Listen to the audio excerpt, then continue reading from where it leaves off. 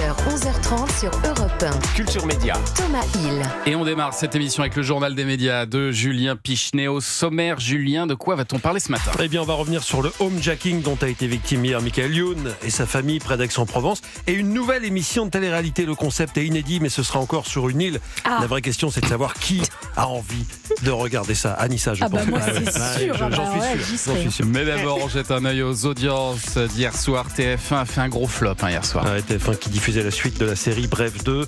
TF1 a été 4e des chaînes sur la case du Prime. On est passé de 1,8 million la semaine dernière pour les premiers épisodes à 1,2 million en moyenne hier soir. Thomas, ça fait 3 ans que je présente le journal des médias. J'ai pas de souvenir d'une audience aussi faible pour TF1 en Prime, je le rappelle. 1,2 million. C'est vrai que c'était peut-être un risque pour TF1 de diffuser cette série qui plaît peut-être pas trop au public habituel de TF1, qui était derrière France 3 hier avec No Country for Old Men, derrière Marie au premier regard sur M6 et derrière France 2 et la série Meurtre au paradis. Europe 1, le journal des médias. Et puis ça vient de tomber, on vient d'apprendre qu'une figure de l'information de France Télévisions vient d'être licenciée. Nathanaël de Rinxin, 54 ans effectivement, va quitter France Télévisions dans quelques jours. Nathanaël de Rinxin qui a passé 30 ans à France Télévisions, il a été joker du JT de France 2 pendant 13 ans. Il présentait également les journaux dans la tranche matinale de Télématin. Il avait dû réduire le rythme en 2019 après un AVC. Nathanaël de Rinxin va donc quitter France Télévisions. Je le rappelle, c'est pas un départ volontaire, il est bien licencié. Et puis un ancien animateur star d'M6 vient d'être condamné pour harcèlement conjugal. Le verdict est tombé pour Laurent Boyer qui présentait entre autres Fréquence Star ou Graines de Star dans les années 90 et 2000 sur M6. L'ancien animateur a été reconnu coupable par le tribunal correctionnel de Paris pour harcèlement sur son ex-compagne, incluant des violences psychologiques, usurpation d'identité. Il avait créé un faux profil Facebook au nom de la plaignante et diffusion d'une image intime. Laurent Boyer a en effet diffusé la photo d'un tatouage intime de son ancienne compagne par vengeance, un fait requalifié en transmission de l'image d'une personne présentant un caractère sexuel. Fin mars, le parquet avait requis 8 mois de prison avec sursis pour Laurent Boyer, qui est âgé de 68 ans aujourd'hui. Finalement, il écope d'une peine supérieure. 10 mois de prison avec sursis. C'est le malheureux épilogue d'une histoire de couple toxique. C'est ce qu'a déclaré l'avocate de l'animateur. On ne sait pas encore si Laurent Boyer va faire appel. Et puis le comédien animateur Michael Youn, lui, a été victime avec toute sa famille d'un homejacking. Encore un homejacking d'une personnalité, Michael Youn, qui participe en ce moment à l'émission Masked Singer en tant qu'enquêteur sur TF1, a pris ses réseaux sociaux pour donner des nouvelles. Mais d'abord, qu'est-ce qui s'est passé hier matin ? Il est 8h30, 2 individus cagoulés et gantés s'introduisent au domicile de l'animateur, près d'Aix-en-Provence. Michael Youn était sur place avec son épouse Isabelle Funaro et leurs 2 enfants de 6 et 14 ans. Alors d'après les informations du Parisien aujourd'hui en France, l'un des 2 agresseurs a mis en joue l'aîné des enfants. Elle a donc 14 ans, je le rappelle, avec ce qui semblait être un fusil.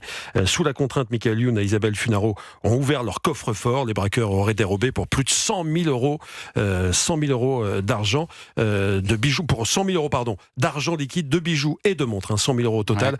Ils ont fui ensuite à moto. Personne n'a été violenté. Une enquête a été ouverte pour extorsion avec armes en bande organisée. Que risquent les agresseurs s'ils sont retrouvés ? L'ancien magistrat Georges Fenech a répondu hier, c'était dans l'émission 100% Frontières sur CNews.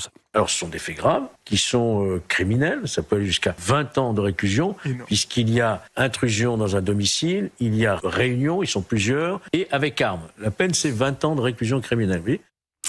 Georges Fenech, donc hier sur CNews. Et puis en fin d'après-midi, Michael Youn a réagi sur les réseaux sociaux. Avec humour, ce qui n'était pas évident vu ce qui lui était arrivé. Les malfaiteurs étaient cagoulés, il n'a pas réussi à les reconnaître. Il s'en amuse. Masked Singer, finalement, ça sert à rien. J'ai deviné personne, a-t-il écrit sur une photo illustrée avec un émoticône cagoule. Il a aussi précisé, photo à l'appui, que les voleurs n'avaient pas piqué son prochain scénario qui, d'après la photo, quand on zoome un petit peu sur cette photo, on le remarque, est en anglais. Curieux, peut-être un prochain film en anglais pour Michael Youn.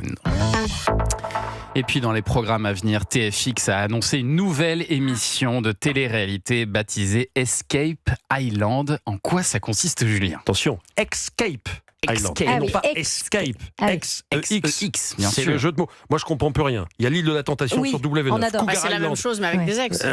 Cougar Island sur M6. Maintenant, Escape Island sur TFX, effectivement. Bien joué, Sarah. Ça fait beaucoup d'îles, mais voilà. Parlons du concept. TFX, c'est A-Production, c'est la société qui produit Les Anges et la fameuse émission trash Frenchy Shore. Ça donne un petit peu le ton. On réunit plusieurs candidats de télé-réalité sur une île déserte en leur vendant le programme comme étant de simples vacances, sauf qu'à l'arrivée, ils ont une surprise, comme l'explique Julien Degrotte, le directeur du développement et de la création du groupe TF1. Ça pouvait pas être si simple. On n'allait pas vous offrir des vacances comme ça. C'est quoi l'idée ? C'est que dans quelques instants, un de vos ex va rejoindre l'aventure. Et vous allez jouer en équipe. Vous allez devoir faire équipe avec votre ex. Plus on sort vite, plus on gagne de l'argent. Voilà. Ah oui, Est-ce que ça marche J'adore. encore ce genre de programme ? Non mais ça fait beaucoup d'îles.